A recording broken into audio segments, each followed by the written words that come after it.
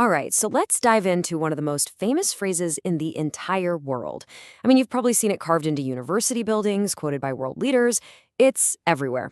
But what if I told you that its original meaning is way more radical, way more personal than we usually think? Yeah, let's get into it. So here it is, from the Gospel of John, chapter 8. The truth will set you free. It's this powerful, universal idea, right? That knowledge and truth, they're the keys to liberation. I mean, that resonates with pretty much everyone, across all of time. But the real power, the real twist, is in who first heard these words, and, even more important, how they reacted. Think about it. The promise of being set free. That sounds amazing, doesn't it? Well, unless you're pretty sure you're already free. And that was the exact situation for the people who first heard this. They get this promise of freedom, and their reaction isn't hooray, it's more like confusion. And honestly, they were a little offended. Okay, so to really get to the bottom of this, we have to ask a pretty simple question. Who was this promise actually for? Was it, a big political speech to an oppressed nation? A deep philosophical lecture for a bunch of scholars? Nope, not exactly. The text actually tells us this was said to a group of brand new believers, people who were just starting to accept the teachings. So they're on board, right? They're following along. And then he tells them, hey, if you stick with my teachings, you'll find a truth that will set you free. And you can just imagine them looking at each other thinking, free from what exactly?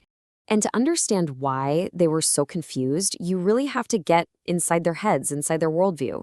See, for them, freedom wasn't something you went out and achieved. It was something you were born with. It was just an inheritance, woven right into the fabric of their identity and their heritage. And they say it flat out. This is their direct response. We are descendants of Abraham and have never been slaves to anyone. Now, you and I might hear that and think, wait a second, what about Egypt, Babylon? What about the Romans who are literally right there? But see, they weren't talking about political slavery. They were talking about something deeper, a spiritual, a cultural freedom that they believed was their absolute birthright. So their whole logic, it was all built on lineage. It went something like this. We are direct descendants of Abraham, the father of our faith. Therefore, we are inherently free in God's eyes. It's just who we are. It was their core identity. So when this offer comes along to be set free, it just doesn't compute. It feels redundant, maybe even a little insulting. And this is where we see the two ideas just completely clash. On one side, you've got the common belief. Freedom comes from your heritage, from your bloodline. But on the other side, this radical new truth gets dropped on them. Real slavery has nothing to do with your family tree. It's all about your actions. And, as the text argues, just having the right lineage, it's not enough. And this is the moment. This is where the entire conversation just flips on its head. The definition of freedom that they have held onto their entire lives is about to get challenged by a totally new and really personal definition of what it means to be a slave. The statement itself is just so direct, it's striking. Truly, truly, I say to you, everyone who practices sin is a slave to sin. And just like that, the argument shifts. It moves away from the external stuff, politics, heritage, and goes straight to the internal. The idea here is that you could be a totally free citizen with the proudest family history and still be a slave to something inside of you. So this idea, this term, is slave to sin. And let's be clear, this has nothing to do with being owned by another person. It's an internal condition. It's about being controlled by your own destructive habits and patterns. According to this radical new definition, the chains aren't on your wrists, they're on your will. So, okay, if the problem is this internal slavery, then what's the solution?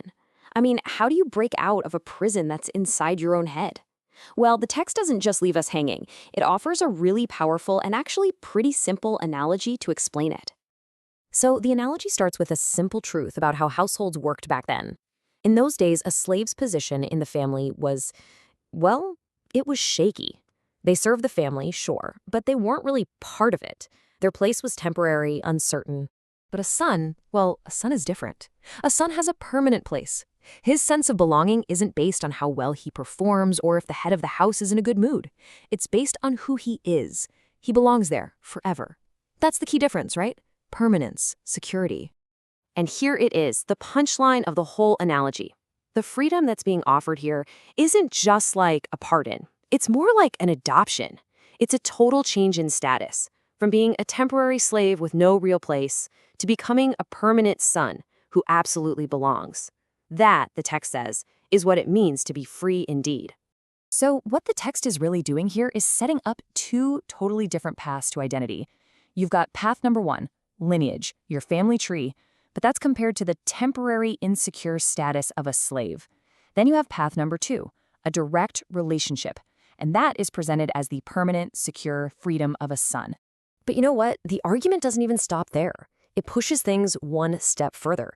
It goes right back to the audience's most basic claim, that they are truly Abraham's children. And it asks, okay, how do you prove who your family is? And this is the ultimate test it proposes. The proof isn't found in your family tree. It's found in the family resemblance. And we're not talking about looks. We're talking about actions. The core idea is that children naturally act like their father. So the text says, if you really were Abraham's children, you would be doing the things that Abraham did.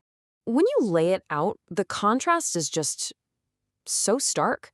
On one hand, you have the true children who build their whole identity on faith and actions, just like Abraham did. Their behavior matches his. But then you have the opponents in this story. They base everything on their bloodline and their actual behavior.